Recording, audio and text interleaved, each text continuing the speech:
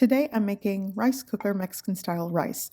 Now, I'm doing this today because I had one large tomato to use and I was trying to figure out what to do with it, and I thought, let's try this.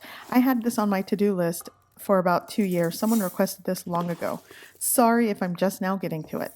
So what I'm doing here is taking 2 cups of medium grain rice. You definitely can use long grain rice. This is just what I've got. And I'm going to rinse and wash the rice in cold water until the water runs clear. I'm going to do this around 5 times.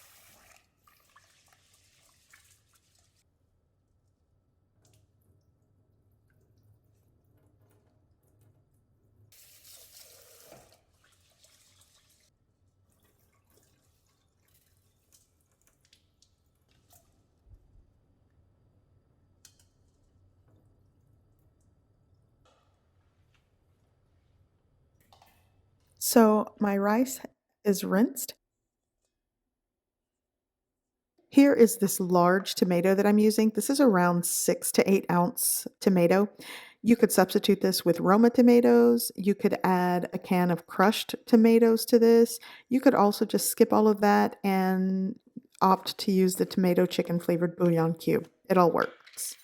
Here I have 1 3/4 cups of water. To that, I'm going to add 2 tablespoons of chicken flavored bouillon powder, 1 teaspoon of onion powder, 1 teaspoon of garlic powder, a half teaspoon of ground cumin, and I'll be adding some cracked black pepper. Now, the flavors in your rice, it's really up to you and how much you want to use. You could also add fresh onion and garlic to this, but this is just what I'm doing today. I'm going to add the broth first,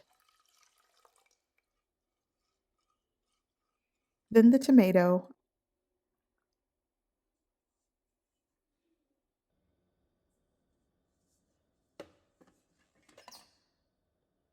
I'm going to close it and start the cooking process.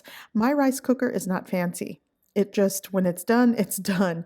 But you'll want to set this on your rice cooker according to the type of rice that you're using. So my rice is done. The cooker has clicked to the warm setting, which indicates that the cooking process is done, but I'm not going to lift the lid. Much like when I make my Mexican style rice on the stovetop, I'm just going to leave it enclosed and just let it hang out for about 10 to 15 minutes.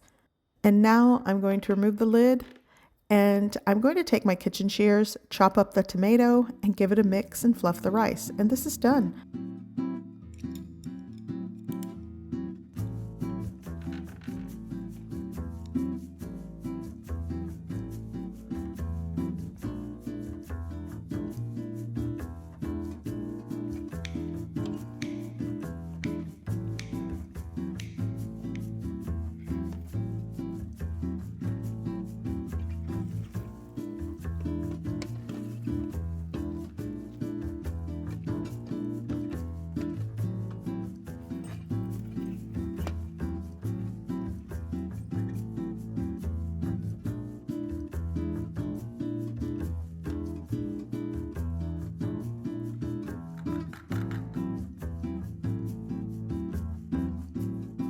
Okay, so the flavor is definitely there. The texture is different, but it's not bad. And if I didn't have a stove to make Mexican style rice, I would use this method. It's pretty convenient.